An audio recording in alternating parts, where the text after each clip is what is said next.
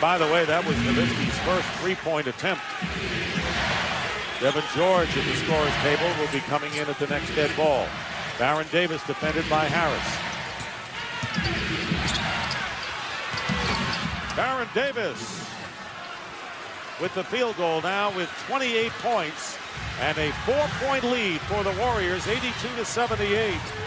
Great drama going on here in this 1-8 matchup, with the Mavericks having all they could handle against the pesky Warriors, who are playing the unorthodox style so far to success. Here is Jop going up, and Warriors claiming he walked, but a foul instead is called against Golden State.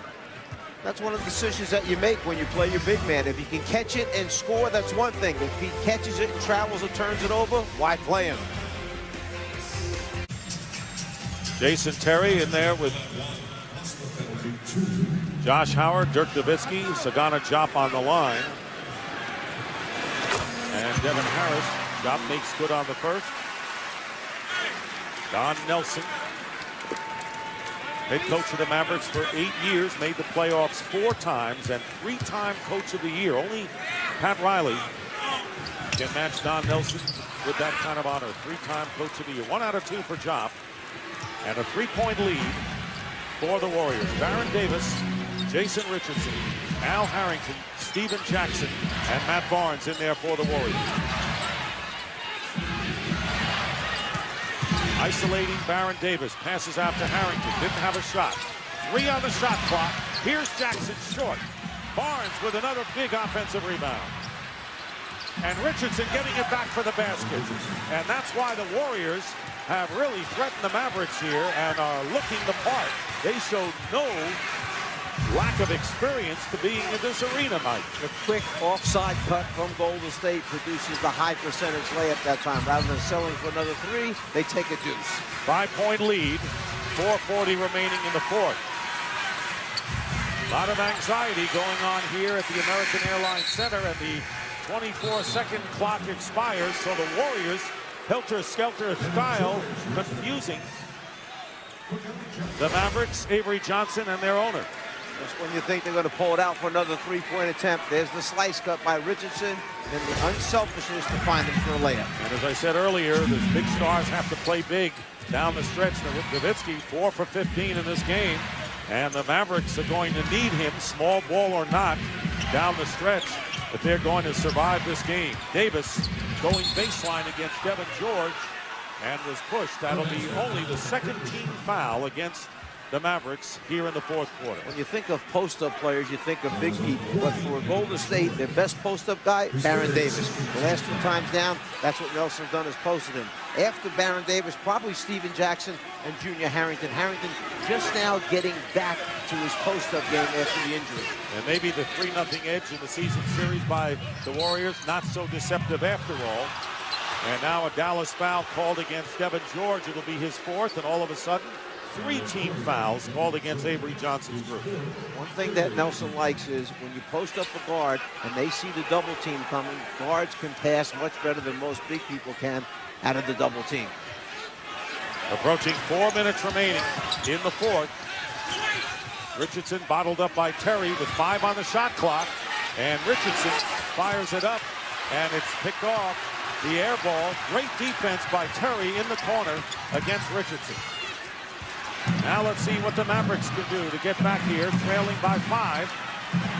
Dallas heavy favorites in this game and in the series against the 8th seed. Devin George misses a 3-point attempt. Jackson getting the rebound. The Mavericks have not scored a basket in the last 4 minutes and 45 seconds. So the Warriors playing aggressive, uncompromising defense to go with their offensive style. 7 on the shot clock. Here's Steven Jackson with a 3. A huge 3. And right now, Mark Cuban is enraged. And a timeout called by the Dallas Mavericks. They had 1 full and 1:20 left. And now they only have 1 timeout left as the Golden State Warriors have opened up their biggest lead of the game. 87-79. Intertwined relationships that goes on as this series goes underway, and the Mavericks 5 minutes without a basket. Trailing by 8. Nowitzki misses, and the rebound taken down by Baron Davis. You see the fast break by Matt Barnes. A long pitch ahead pass that time by Golden State. So the Warriors not using any clock, if that's what you're thinking about.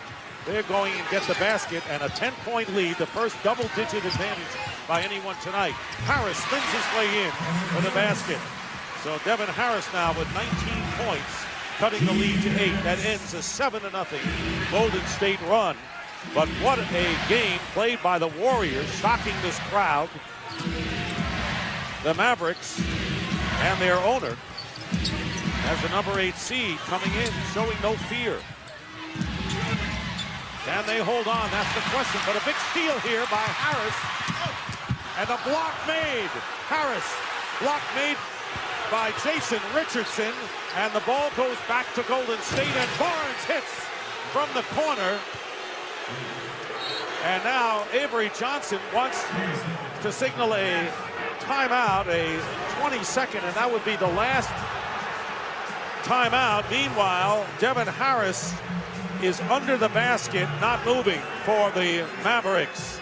A great block by Jason Richardson, preventing the layup, and then a 3-point basket at the other end by Matt Barnes.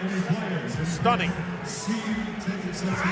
Dick, one of the things I think is very hard as far as the judgment for an official, the block was clearly a clean block, but after the block, then the bodies collide. The defender lands on top of the offensive player, drives him into the stanchion, and that's where the injury takes place.